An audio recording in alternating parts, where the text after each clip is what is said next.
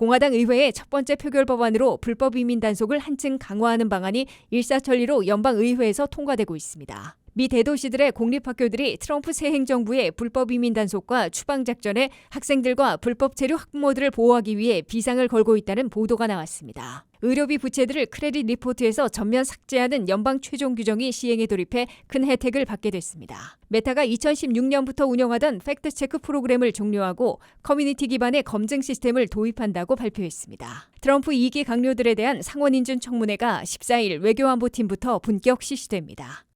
시청자 여러분 안녕하십니까? 워싱턴 뉴스 투데이입니다. 불법 체류자들은 이제 물건만 훔쳐도 구금당하고 결국 추방되는 시기를 맞고 있습니다. 베네수엘라 출신 불법 체류자로 절도죄를 저지른 후 풀려났던 용의자가 간호대학생을 살해한 사건을 계기로 공화당 의회가 첫 번째 표결 법안으로 불법 이민 단속 강화를 선택해 통과시키고 있습니다. 한면태 기자의 보도입니다. 트럼프 공화당 독주 시대에 걸맞은 2025년 새해 첫 번째 표결 법안으로 이민 단속을 한층 강화하는 방안이 일사천리로 연방의회에서 통과되고 있습니다. 공화당 의회의 첫 번째 표결 법안으로 이제 불법 체류자들은 살인과 강도, 성폭행 등 강력범들뿐만 아니라 물건만 훔쳐도 구금당하고 결국 추방되는 시기를 맞고 있습니다. 연방 상하원을 동시장악한 공화당은 연방 하원에서 첫 번째 표결 법안으로 레이컨 라일리 법안을 찬성 264, 반대 159표, 압도적 초당적 지지로 통과시켰습니다. 공화당 하원의원 216명 전원에 민주당 48명이 동참했습니다. On this vote, the yeas are 264 and the nays are 159.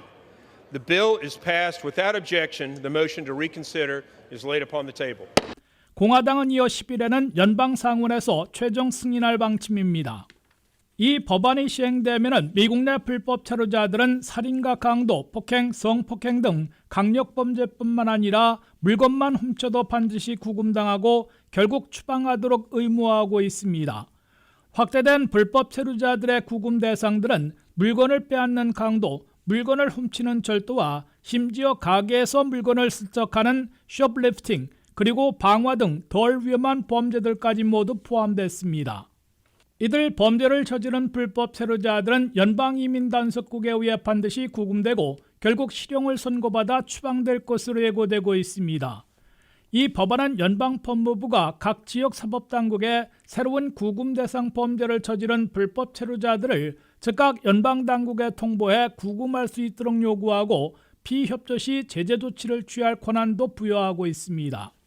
공화당 의회가 119대 회기 첫 번째 표결 법안으로 선택한 레이컨 라일리 법안은 조지아의 간호대생이던 레이컨 라일리 양이 공원에서 조깅 중에 베네수엘라 출신 불법 입국자에 의해 살해된 사건에서 비롯됐습니다. 베네수엘라 출신 용의자는 불법 입국을 시도했다가 체포됐는데도 미국 안에 그대로 석방됐고 그 후에도 절도 범죄를 범했음에도 구금당하지 않아 성폭행 시도, 살인까지 저질렀습니다. 이 용의자를 불법 입국 후 미국 안에 풀어주지만 않았어도 되고 절도 범죄를 저질렀을 때 구금만 했어도 라일리 양과 같은 무고한 피해자를 막을 수 있었을 것이란 차원에서 레이컨 라일리 양의 이름을 딴 법안이 마련됐습니다. 이로써 트럼프 공화당 시대에 미국 내 불법 체류자들은 작은 범죄만 저질러도 석방되지 못하고 구금 상태에서 추방령을 받아 결국 본국으로 추방되는 처벌을 받게 될 것으로 경고되고 있습니다. 이 법안이 아니더라도 합법 체류자들도 외국 태생일 경우 범죄를 저지르면 추방 대상이 될 수 있어 주의가 요구되고 있습니다. 현행 미국 법으로는 미국 시민권자가 아닌 외국 태생 합법 미국 거주민들은 범죄를 저질러 1년 365일 이상의 실형을 선고받으면 추방 대상으로 분류됩니다. 이때에는 집행유예를 받아도 365일 이상이면 징역형과 똑같이 추방 대상으로 분류됩니다. 이 때문에 범죄에 연루되는 외국 태생 미국 거주자들은 플리바겐을 하더라도 집행유예를 포함해 364일 이하의 형량의 합의에 의해 추방 대상에서 벗어날 수 있습니다. WKTV 뉴스 한면택입니다. 뉴욕, 시카고, 로스앤젤레스 등 미국의 대도시들의 공립학교들이 트럼프 새 행정부의 불법 이민 단속과 추방 작전에 학생들과 불법 체류 부모들을 보호하기 위해 초비상을 걸고 있다고 뉴욕타임스가 보도했습니다. 이들 지역의 교육청과 각 공립학교들은 새로운 학생들을 중심으로 체류 신분이 없는 학생들을 보호하고 불법 입국자 학부모들의 우려를 덜어주기 위해 대처 방안을 마련해 공유하고 있다고 전했습니다. 트럼프 2기 첫날부터 단행되는 최대 규모의 불법 체류자 추방 작전에서 학교와 병원, 교회 등에도 이민 단속 요원들이 급습할 우려가 증폭되자 대도시 공립학교들이 급박한 움직임을 보이고 있다고 뉴욕타임스가 보도했습니다. 최근에 불법 입국자 부모를 따라 미국에 도착한 학생들이 대거 등록한 공립학교들이 많은 뉴욕시, 시카고, 덴버 등 대도시들의 교육청과 각급 공립학교들이 특히 비상을 걸고 있습니다. 이들 대도시들의 교육청과 각급 학교들은 이민 단속 요원들이 학교에 급습할 경우 행동 요령 등 대처 방안을 마련해 학생, 학부모들, 교사들과 공유하며 대비하고 있다고 뉴욕타임스는 전했습니다. 주요 대처 요령으로는 해당 지역 로컬 경찰이 아닌 연방 이민 단속 요원 등이 학교에 나타났을 때 일단 학교 밖에서 기다려줄 것을 요청하라고 권하고 있습니다. 그런 다음 즉각 교육청에 있는 변호사들에게 알려 법적 대응을 시작하라고 권고하고 있습니다. 각 교육청의 대처 요령에 따르면 현행 이민법으로는 법원의 영장이 없으면 이민 단속국의 서류만으로는 학교에 들어와 불법 이민 단속을 실시해 체포할 수 없도록 되어 있다고 지적하고 있습니다. 특히 역대 행정부들은 학교와 병원, 교회 등을 민감 지역으로 분류해 불법 이민 단속을 피해왔는데 트럼프 2기에서는 예외 없이 불법 이민 단속을 표방하고 있습니다. 이에 대해 교육청과 이민단체들이 트럼프 2기 행정부 이민당국에 학교와 병원, 교회 등 민감 지역까지 불법 이민 단속을 할 것이냐는 질문을 하고 있으나 명확한 답변을 듣지 못하고 있다고 뉴욕타임스는 전했습니다. 국경총수이자 추방사령관으로 임명된 톰 호먼 국경총수는 민감 지역에 대한 불법 이민 단속 여부를 명확하게 밝히지는 않고 있습니다. 트럼프 차기 대통령에게서 나온 프로젝트는 아니지만 헤리티지 재단의 프로젝트 2025에는 민감 지역을 폐지하도록 되어 있어 예외 없는 불법 이민 단속을 시사하고 있습니다. 불법 이민 단속에 대한 불안과 공포 때문에 이미 대도시들의 공립학교들에서는 최근에 입학한 학생들을 중심으로 어느 날 갑자기 학교에 나오지 않는 결석률이 높아지고 있다고 뉴욕타임스는 밝혔습니다. 이 때문에 이들 대도시 지역의 공립학교들에서만 각 가정에 통지문을 보내 학생들을 무단 결석시키지 말라고 요청하고 만약 법원 출두 명령을 받았을 경우 불법 입국자 부모들은 무시할 경우 추방령을 앞당기게 되므로 스킵하지 말고 출두할 것을 권하고 있습니다. 비교적 최근에 미국에 도착해 각 대도시로 보내진 외국인들 가운데 공립학교에 등록해 교육받고 있는 초중고등학교 학생들을 영어 교육생을 토대로 추산한 결과 수만 명씩 있는 것으로 나타났습니다. 뉴욕시에는 체류 신분이 불분명한 공립학교 재학생들이 4만 명이나 되는 것으로 추산되고 있습니다. 시카고에는 17,000명이 있고 초기 불법 입국자들이 많이 보내진 덴버에도 10,000명 이상 있는 것으로 계산되고 있습니다. 4,300만 명의 미국민들이 빚지고 있는 의료비 부채들을 크레딧 리포트에서 전면 삭제하는 연방 최종 규정이 시행에 돌입해 큰 혜택을 받게 됐습니다. 연방 소비자 금융보호국의 최종 규정에 따라 $500 이하 의료비 빚이 삭제된 데 이어 모든 의료비 부채가 크레딧 리포트에서 전면 삭제돼 1,500만 명이 추가로 평균 20포인트 신용 점수가 올라가고 모기지, 자동차 할부 금융 등에서 승인 혜택을 보게 됐습니다. 미국에서는 이제 의료비 빚 때문에 신용 점수가 깎여 주택 모기지나 자동차 할부 등 각종 융자를 받기 어려워지고 비싼 이자를 내야 하는 시대가 막을 내렸습니다. 미국민 4,300만 명이 빚지고 있는 의료비 부채 전부를 3대 신용평가 기관들의 크레딧 리포트에서 삭제토록 하는 연방 최종 규정이 7일 발표돼 시행에 돌입했습니다. 의료비 부채는 전체의 70%를 차지하고 있던 $500 이하에 대해선 먼저 3대 신용평가 기관들이 신용기록에서 삭제한 데 이어 $500 이상에 대해서도 연방소비자금융보호국의 최종 규정으로 삭제하고 금지하는 조치를 확정 시행하기 시작했습니다. 이에 따라 미국민 4,300만 명이나 빚지고 있는 의료비 부채는 액수와 상관없이 에큐팩스, 익스피리언, 트랜스유니언 등 3대 신용평가기관들의 크레딧 리포트에서 삭제되고 앞으로도 장기 연체 또는 디폴트를 적용해 신용점수를 폭락시키지 못하게 됐습니다. 연방소비자금융보호국은 이번 최종 규정의 시행으로 $500 이상 의료비 빚을 지고 있는 1,500만 명 이상이 $490억 규모의 의료비 부채 기록을 삭제받는 혜택을 보게 됐다고 밝혔습니다. 의료비 부채 기록을 추가 삭제받는 1,500만 명은 신용 점수가 평균 20포인트 이상 급등할 것으로 소비자금융보호국은 추산했습니다. 그럴 경우 의료비 빚 때문에 주택모기지, 자동차 할부금융, 중소기업 론을 신청했다가 거부당하거나 비싼 이자를 물어야 했던 피해를 없애게 됐습니다. 이번 조치로 주택모기지의 경우 매년 2만 2천 건씩 승인 건수가 늘어날 것으로 소비자금융보호국은 밝혔습니다.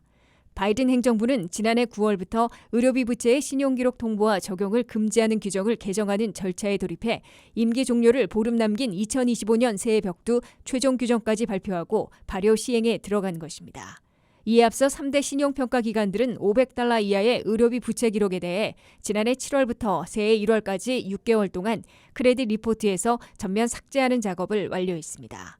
미국민 4,300만 명이 $880억 빚을 지고 있는 의료비 부채 가운데 12%를 차지했던 콜렉션에 넘겨졌다가 다 갚은 의료비 부채 기록부터 지난해 7월 1일자로 전면 삭제됐습니다.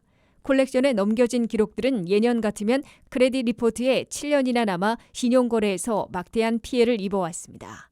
3대 신용평가기관의 크레딧 리포트에 콜렉션 기록이 남아있으면 아파트먼트에 세입자로 입주하려 할 때나 모기지 등 각종 융자를 받으려 할 때 거절당하거나 비싼 비용을 물게 됩니다. 2차로는 새해 1월 1일자로 전체 의료비 부채의 58%를 차지하고 있는 아직 갚지 못한 $500까지의 소액 의료비 부채 기록이 모두 삭제됐습니다. 이제는 $500 이상의 의료비 부채 기록까지 전면 삭제되는 것입니다. 미국인 1,600만 명은 현재 $1,000 이상의 의료비 부채를 지고 있습니다. 또 다른 300만 명은 $10,000 이상의 의료비 부채를 갖고 있습니다. 메타가 2016년부터 운영하던 팩트체크 프로그램을 종료하고 대신 커뮤니티 기반의 검증 시스템을 도입한다고 발표했습니다. 이번 변화는 페이스북, 인스타그램, 스레드 등 메타의 주요 플랫폼 모두에서 적용될 예정입니다. 정레이철 기자입니다. 메타는 2016년부터 운영해온 팩트체크 프로그램을 종료하고 커뮤니티 노트 시스템을 도입한다고 발표했습니다.